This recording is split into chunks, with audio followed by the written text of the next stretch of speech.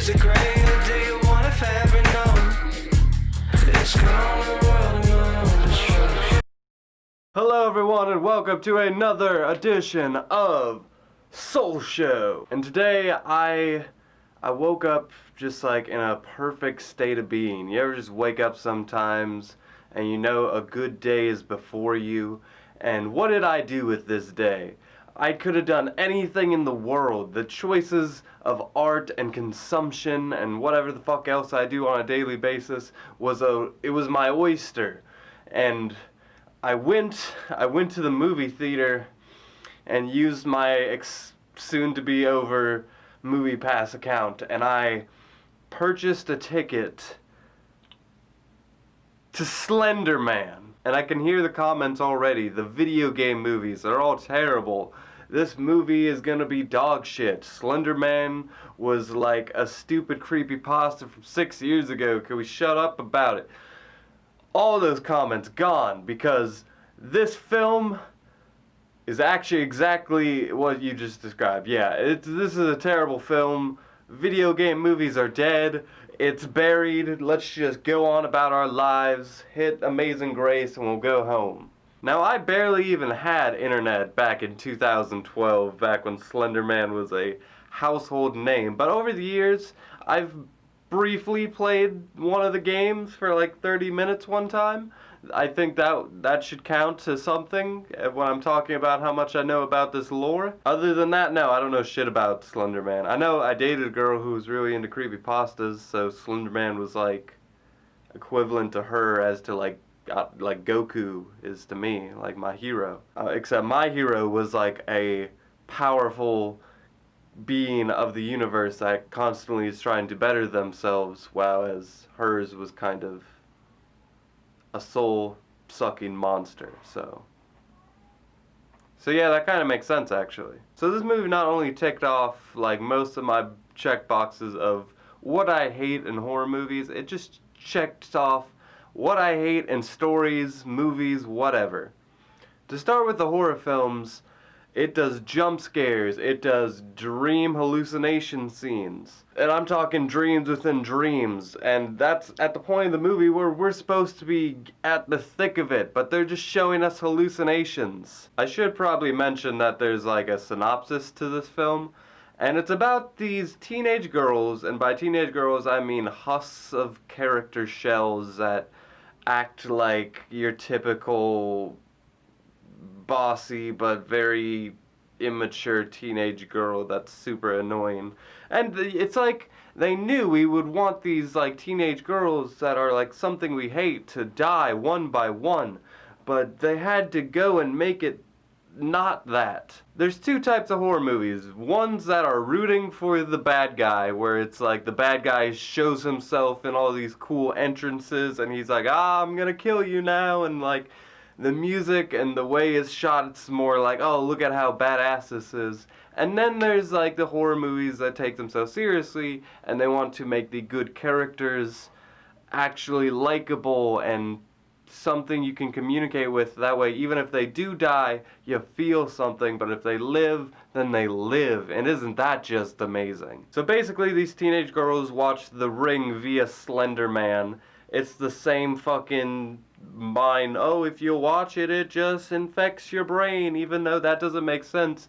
So I thought Slenderman was like this woodland creature character, but for some reason he is summoned via a fucking internet video, and he, I guess, and I know this counts as a hallucination thing, but he can FaceTime you on your fucking cell phone, and they use that twice. They try to scare you twice with Slenderman on FaceTime. And you know when reviewers and people make fun of the stupid jump scare gag, they'll be like, oh, it's just dun dun dun, and it's just a person walking around the corner, and it's like, oh, that was nothing. We just wasted time. This movie does that. Like, in the most, like, if I was to parody what that was like, it does that. And that's right before another hallucination scene. God damn it. I don't even want to talk about this movie. I don't even want to talk about The stupid lighting in this movie. No one in this entire universe invests in light bulbs. Do you want to make, they're like purposely trying to make this whole Slenderman thing a game, trying to make it spookier. It's like, let me turn off all the fucking lights in my house to where I can't even see anything. I was in the theater and it was just bright ass lights. And like it would be on one thing and everything, like it would be a character's face, right, like bright light, and everything behind that character I can't even see. There was literally moments it would try to scare me, but the lighting was so bad I didn't know what was going on. There is a scene where they're in a hospital and it's poorly lit in there for no reason. And I work at a hospital and stare at the lights long enough to know that they are bright and they do not dimmer in the slightest. Doesn't matter what time of the day it is, they are not like that. And I don't understand Slenderman's reasoning here.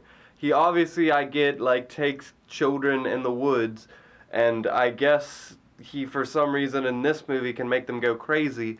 But if you're trying to make them go crazy, like, why not, like, have them bring more people into the woods for you?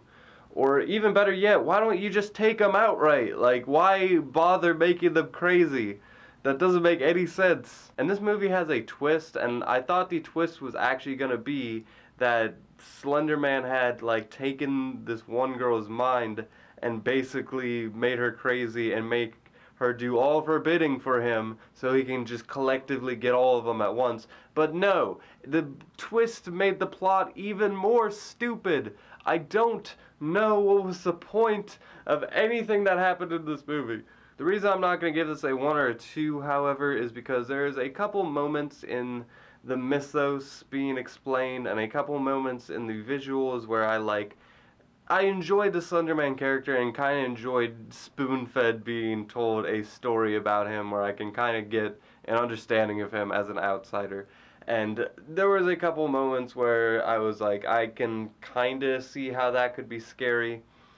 And the ending, I hated the ending because in horror movies it's more likely that the bad guy, like the monster creature, is going to win regardless. But there was a couple moments leading up to that where I thought, hey, this is working for me. And there's a little poetic justice at the end with her sister. Although there's a scene where they're trying to illustrate that this sister is going to be alive and okay. And they literally do that by having her like scream and cry. And I was like, okay, I guess she might not be okay though, because this is how we're going to leave her. And I'm rambling at this point. I'm going to give Slenderman a 3 out of 10 and the sole badge of shit. It is a bad movie and I hope to never watch it again. Anyway guys, hit me up in the comments down below. You can find it somewhere.